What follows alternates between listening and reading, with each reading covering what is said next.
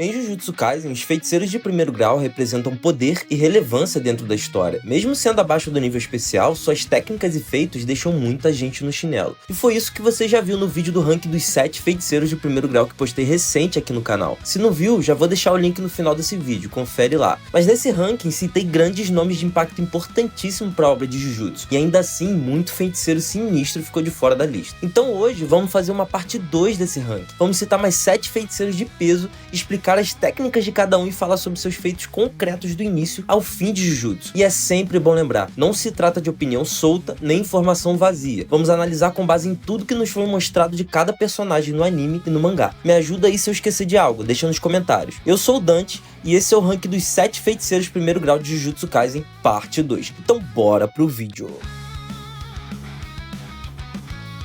Iniciamos nossa lista com Togi Inumaki no 7º lugar. Estudante da escola Jujutsu de Tóquio, Inumaki possui a técnica inata da fala amaldiçoada. Herdada através do seu clã, ela se manifesta por uma espécie de selo em torno da boca e da língua do usuário. Com isso, ele canaliza energia amaldiçoada em suas palavras e transforma sua voz em um verdadeiro prompt de comando. Togi consegue dar ordens simples e diretas que variam entre paralisar, repelir ou atacar, mas a utilização excessiva desgasta seu corpo e pode causar danos permanentes à sua garganta. E com tudo isso, Inumaki ainda é obrigado a restringir suas palavras utilizando apenas ingredientes de onigiri para se comunicar. A fala amaldiçoada é muito poderosa, mas acaba se limitando à resistência do feiticeiro, já que quanto mais ofensivo é o comando, maior será o recuo para as cordas vocais do mesmo. Apesar das limitações, sua fala é eficiente contra maldições e humanos com energia amaldiçoada, especialmente quando usada em conjunto com táticas de equipe e posicionamento. E vimos isso funcionando muito bem contra o Sukuna, quando Yuta usa a técnica azul para levar um gravador de voz até o Rei das Maldições. Nesse mesmo gravador, Sukuna recebe o comando "Não se mova" do Inumaki, o deixando paralisado por alguns segundos. É certo que Sukuna estava com energia baixa e já enfraquecido da batalha, mas foi um baita feito do menino Togi só de ter paralisado o Rei das Maldições por alguns segundos, e demonstrou o quanto essa técnica é versátil com o trabalho em equipe da galera. Durante Jujutsu Kaisen Zero, vimos Inumaki usando sua inteligência e estratégia ao lado de Yuta para destruir maldições rapidamente, e foi até lá que a gente viu que um spray de garganta salva qualquer um. E no arco de Kyoto, ele também provou ser um feiticeiro bem forte. Enfrentou Hanami de frente, travou ela na força da voz e ainda mandou ela pra longe. Ele foi essencial em estratégia de equipe e mostrou grande resistência ao custo da própria técnica. Apesar de não possuir uma expansão de domínio, sua habilidade é uma das mais perigosas entre os feiticeiros de primeiro grau. Mas depende muito da habilidade e resistência do usuário para ela ser de fato letal, baseando sua eficácia ao custo do próprio corpo do feiticeiro. Por isso, Inumaki inicia a nossa lista em 7º lugar. Em 6º lugar, Kokishmuta, também conhecido por Mekamaru. Muta é um feiticeiro Jujutsu da escola de Kyoto. Ele nasceu com a famosa restrição celestial congênita. Porém, é o caso oposto do qual vimos na Maki no Touji Zenin. Ao invés de um corpo supremo com resistência e sentidos aprimorados, Muta era incapacitado fisicamente. Ele nasceu com uma pele frágil, ossos quebradiços e com a ausência de alguns membros e órgãos. Em compensação, essa condição concedeu a ele uma reserva anormal de energia amaldiçoada, além de garantir que ele manipule toda essa energia a quilômetros de distância. Essa troca entre o corpo físico e poder espiritual é um dos exemplos mais claros da lei que rege o universo de Jujutsu. Sua técnica inata se chama manipulação de marionetes, uma habilidade que permite controlar múltiplos corpos artificiais à distância, usando energia amaldiçoada como canal de conexão. Kokishi era capaz de manipular dezenas de bonecos simultaneamente, com uma precisão que o tornava uma verdadeira rede de comunicação e vigilância entre os feiticeiros. Entre suas criações se destaca o Ultimate Mekamaru, um robô colossal de combate projetado para enfrentar maldições de nível especial, movido exclusivamente por sua energia, armazenada durante anos como bateria. Ele também criava versões menores e mais ágeis, usadas como drones de reconhecimento ou como suportes em campo de batalha. Até vimos um lapso da sua memória pós-morte ajudando Itadori durante boa parte do arco de Shibuya, usando apenas um comunicador. Em busca da cura para o seu corpo debilitado, Kokishi traiu a escola Jujutsu, passando informações para Kenjaku e Mahito, com a promessa de que Mahito restauraria seu corpo com aquela técnica de modelar a alma. Após o acordo ser pago, Muta decide enfrentar os dois em um combate direto, e nessa luta ele demonstra o ápice do seu poder. Operando o Ultimate Mekamaru de dentro de uma cápsula de controle e utilizando armamentos de energia concentrada e barreiras de contenção, ele foi capaz de ferir o Mahito diversas vezes, forçando a maldição a se adaptar constantemente. Kokishi demonstrou uma inteligência fora do normal, estudou minuciosamente a habilidade do Mahito de remodelar almas e traçou um plano estratégico para atacar à distância, sempre evitando contato físico, que é o ponto de ativação da técnica. E detalhe, como um feito único, ele conseguiu conseguiu armazenar um domínio simples em cápsulas para usar contra o Mahito posteriormente. Mesmo com certa desvantagem, ele pressionou o Mahito por longos minutos, mostrando seu poder destrutivo absurdo. O cara usou míssil de energia amaldiçoada, escudo reflexivo e campos de propulsão, mas acabou sendo derrotado após um ataque inesperado do Mahito, que acabou tocando sua alma diretamente. Ainda assim, Kokishi deixou dados vitais sobre a aliança de Kenjaku e Mahito,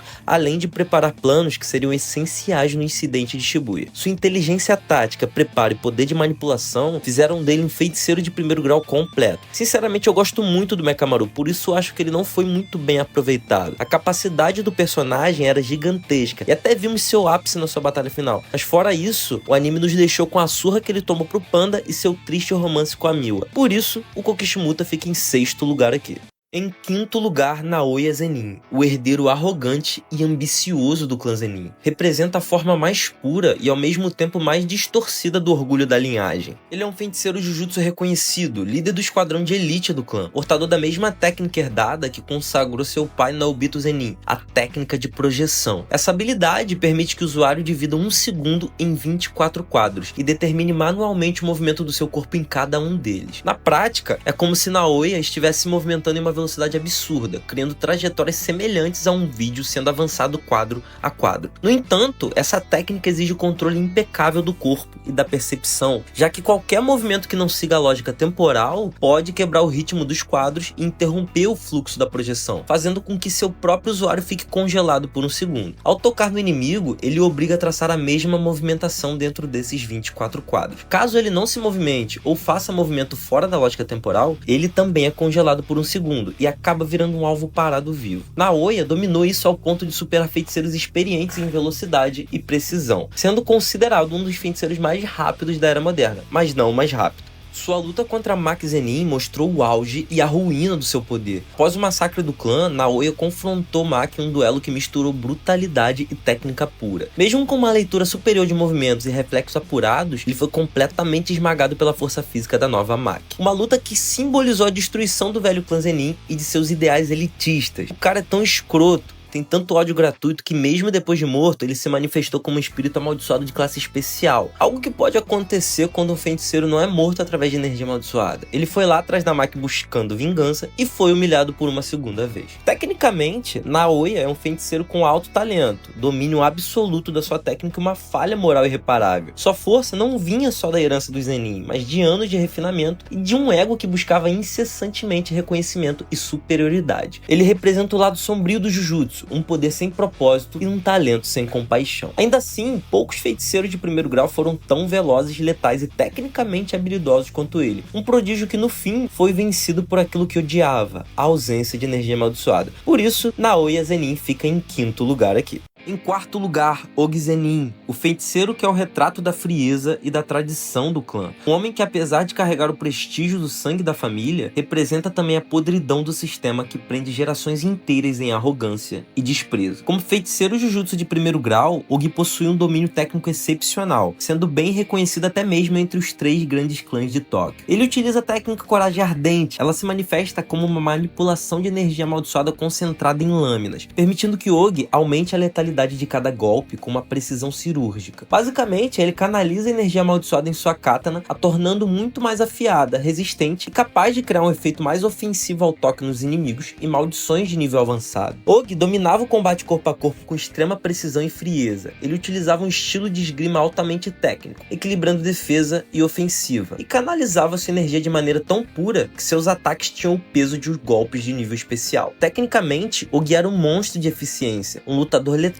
e calculista, mas sua força era acompanhada de um ego devastador e uma fé cega no sistema de castas dos feiticeiros. Ogi demonstrou tanto sua habilidade quanto sua crueldade no retorno da Maki aos aposentos do clã. Ele confronta Maki e Mai por serem as falhas genéticas da família devido à baixa energia amaldiçoada, motivo principal de Ogi não ser nomeado líder do clã. Convencido de que elas envergonhavam a linhagem, ele a derrota a Maki no primeiro confronto e a leva junto com a Mai para uma sala de treinamento amaldiçoada, um local projetado para exterminar maldições de alto nível, e as tranca lá, com o plano de executá-las. Ogi acreditava que estava agindo de forma honrada, limpando a vergonha do clã, mas foi nesse ato que selou seu próprio destino. Maki retorna diferente. Yogi percebeu tarde demais que estava diante de algo que atingiu seu ápice. Ele tentou lutar utilizando sua técnica e sua velocidade absurda, mas foi morto em um único golpe. Og Zenin é a personificação do feiticeiro preso no passado, tecnicamente brilhante, mas espiritualmente falido. Ele acreditava que poder vinha do sangue e da energia, quando na verdade sua própria filha provou o contrário. Em termos de habilidade pura, poucos feiticeiros de primeiro grau tinham tanta maestria com armas e precisão em manipulação de energia amaldiçoada, mas a falta de visão e humanidade o condenou para sempre. Sua morte simboliza o colapso do velho clã Zenin, um homem poderoso que ironicamente foi vencido não pela força de outro feiticeiro, mas pela libertação da própria maldição que ele ajudou a criar. Por isso, ele fica em quarto lugar aqui. Em terceiro lugar, Naobito Zenin. Naobito é um dos cachaceiros mais respeitados dentro do clã Zenin. Ele não apenas foi chefe do clã, como também um dos feiticeiros de primeiro grau mais habilidosos e experientes da Era Moderna, já que cada chefe dos 3 grandes clãs eram honradamente selecionados pela sua herança e poder. Seu estilo de luta reflete a frieza e precisão de um veterano, alguém que domina tanto a arte da técnica quanto o ritmo do combate. Naobito se destaca por sua técnica inata de projeção, uma das mais complexas já vistas entre os Zenin. Ele divide um segundo em 24 frames e escolhe seus movimentos dentro de cada frame. Porém, seus movimentos precisam seguir a lógica temporal para que ele não quebre a técnica e não paralise por um segundo. Caso Naobito toque um alvo, ele obriga a se mover de acordo com essa lógica temporal também. E a mesma regra vale. Se o oponente quebrar essa sequência, o corpo dele é instantaneamente paralisado por um segundo, ficando totalmente vulnerável. Por conta dessa técnica, Naobito era conhecido por ser o segundo feiticeiro mais rápido, perdendo apenas para Satoru Gojo. Como já explicamos, essa técnica é exatamente igual a do seu filho Naoya. Porém, Naobito mostrou um uso dela bem mais coerente e preciso. Em combate, ele combina essa técnica com um estilo de luta próprio e estratégico, aproveitando cada brecha com um ataque sinistro. Parece até a cachaça no jutsu do Rock Lee.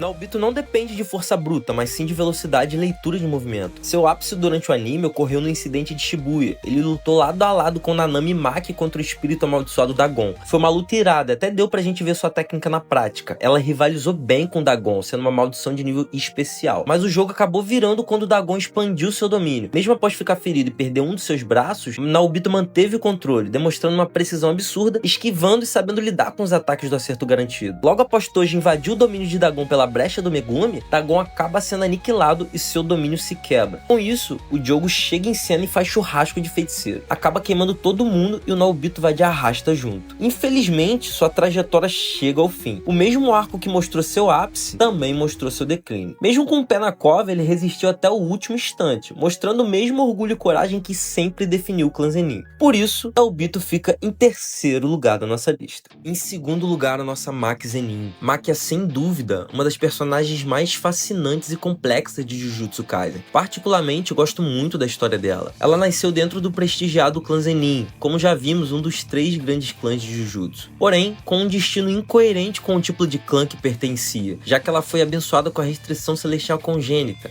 a mesma que fez parte da trajetória de Toji Zenin. Maki nasceu possuindo 0 de energia amaldiçoada, em contrapartida com um corpo que supera toda a capacidade física de um humano comum, força, reflexos e até resistência que chega a ultrapassar grandes feiticeiros. No início, Maki dependia de óculos e armas amaldiçoadas para compensar sua deficiência. E mesmo sem o reconhecimento do clã, ela se destacou por sua disciplina e habilidade com diversas armas, mostrando um domínio absurdo em combate corpo a corpo. Ela já estava à frente de muitos feiticeiros ali. Porém, o ponto de virada em sua história veio após a morte trágica da sua irmã Mai. Durante o retorno da Maki até os aposentos do clã Zenin, Og Zenin confronta a Maki e sua irmã Mai. Após a derrota da Maki no seu primeiro confronto, Og a leva junto com a Mai para uma sala de treinamento, aquele local cheio de maldição, na esperança de finalizar suas mortes. Só uma curiosidade, foi em uma dessas sessões de treinamento dentro dessas salas que o Toji recebeu aquela cicatriz na boca. Continuando, dentro da sala, vendo que sua irmã Mai ainda tinha um pouco de pulso, Maki a reanima e a encontra numa espécie de plano espiritual. Em uma praia, Mai avisa que vai usar a última energia restante dela para deixar um presente para Maki, e ainda reforça que gêmeos são considerados um mau presságio no mundo Jujutsu. Mas isso porque gêmeos são considerados uma única pessoa, um só indivíduo. Duas partes partes de um todo. Então a Mai conclui que ao se sacrificar, pode eliminar o pouco de energia que ambos compartilham graças a ela, assim fazendo com que o corpo da Maki alcance seu verdadeiro potencial. Já que agora sim, estaria zerando toda a energia amaldiçoada entre elas e ativando a restrição congênita da Maki de maneira completa. Então a Mai vai de arrasta após construir a réplica exata da espada divisora de almas, a mesma usada por Toji e que atinge diretamente a alma do alvo. Profundamente abalada e transformada após a morte da sua irmã, Maki elimina todas as maldições daquela sala. Antes de se distanciar muito da sala, Ogi se vira percebendo que todas as maldições se foram. Então, com a mesma sensação de estar olhando pro Toji Zenin, Ogi encontra a Maki de volta na sua frente. Ele ativa a coragem ardente rapidamente e até tenta lutar contra ela, mas no instante seguinte, vimos seu corpo separado da sua cabeça após a Maki simplesmente passar por ele. E depois disso, vocês já sabem o que acontece. A Maki simplesmente vira o Itachi Uchiha de Jujutsu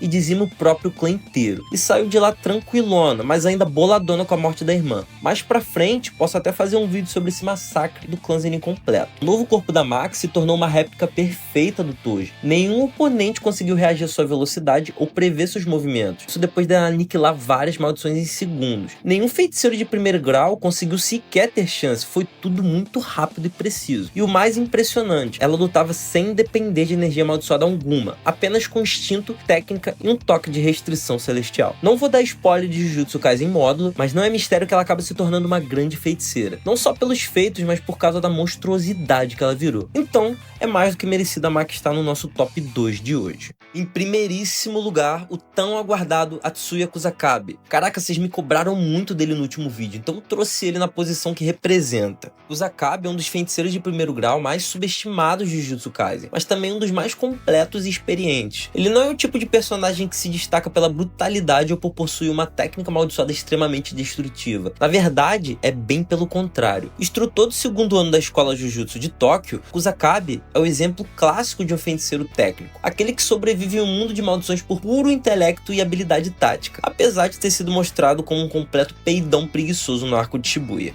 Apesar de não possuir uma técnica inata exibida de forma explícita na obra, Kusakabe é mestre espadachim do novo estilo das sombras, e acaba utilizando isso em combate. Sua força é reconhecida oficialmente pela Associação de Feiticeiros, porém o Kusakabe ainda é citado pelo Gojo, Nanami e a Meimei, sendo como o feiticeiro primeiro grau mais forte dentre eles, o que já diz muito sobre seu percurso de feiticeiro. Olha que moral do cara. A técnica novo estilo das sombras de Kusakabe se refere a um conjunto de posturas e golpes que geram 3 ramificações na sua utilização. A primeira delas é o saque da espada Bato. Permite que Kusakabe faça um saque rápido de sua espada, que reveste a lâmina com energia amaldiçoada para aumentar sua velocidade de saque drasticamente. A segunda é o saque da lua noturna. Faz com que Kusakabe adote a postura de um domínio simples. Enquanto estiver dentro desse domínio simples, a sua produção de energia amaldiçoada é aumentada, enquanto as técnicas que o invadem são ligeiramente enfraquecidas. Com isso, ele pode captar e repelir com a espada tudo que entra naquele domínio, diminuindo ainda mais o dano causado. Essa técnica lembra muito a pétala decadente do Naobito.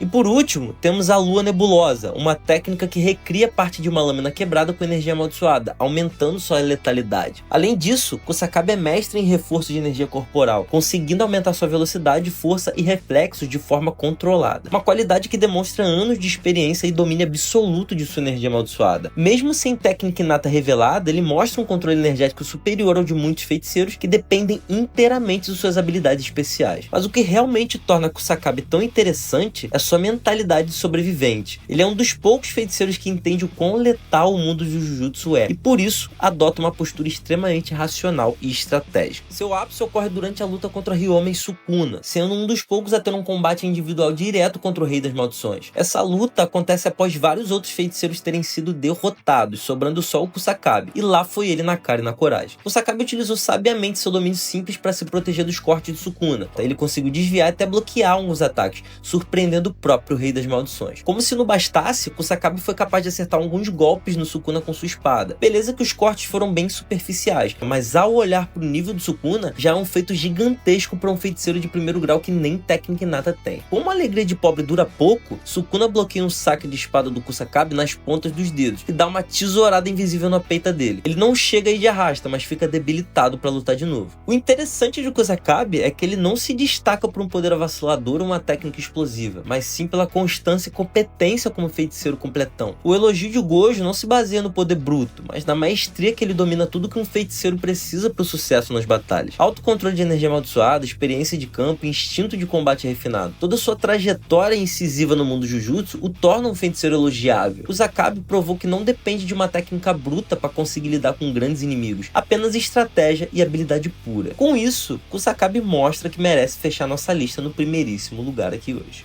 E assim, chegamos ao fim da parte 2 desse ranking dos feiticeiros de primeiro grau. Falamos aqui de uma galera sinistra, com técnicas complexas e poder bruto. Mas também citamos a importância daqueles que provaram que só técnicas iradas não te fazem poderoso de verdade, e sim a capacidade de lidar com as adversidades dentro do campo de batalha. Como você utiliza seus recursos e habilidades ditam sua verdadeira força como feiticeiro. E eu vou ficando por aqui. Deixa um like grátis se você curtiu o vídeo, comenta aí embaixo alguma correção e ideia para o próximo vídeo, e se inscreve no canal para dar uma força pra gente. Valeu, falou!